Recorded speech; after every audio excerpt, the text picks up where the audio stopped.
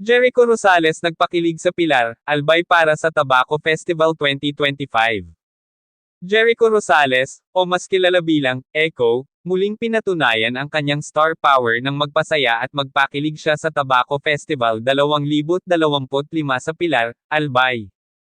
Ang kanyang presensya ay nagdala ng matinding excitement sa mga residente, lalo na sa kanyang loyal fans na hindi magkamayaw sa tuwa. Jericho, todo bigay sa performance. Sa kabila ng kanyang abalang schedule, hindi pinalampas ni Jericho ang pagkakataong makasama ang kanyang mga taga-suporta sa Albay. Agad siyang sinalubong ng masigabong palakpakan mula sa audience habang kinakanta niya ang ilang classic love songs na lalong nagpainit ng gabi. Ayon sa isang fan, nakaka-starstruck si Echo.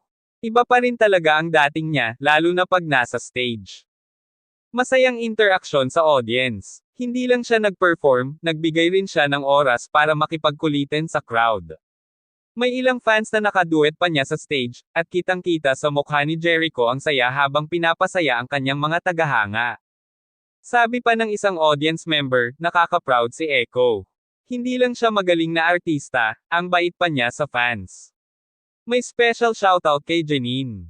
Bukod sa kanyang energetic performance, napansin ng ilan na tila may special mention si Jericho tungkol sa isang espesyal na tao sa kanyang buhay.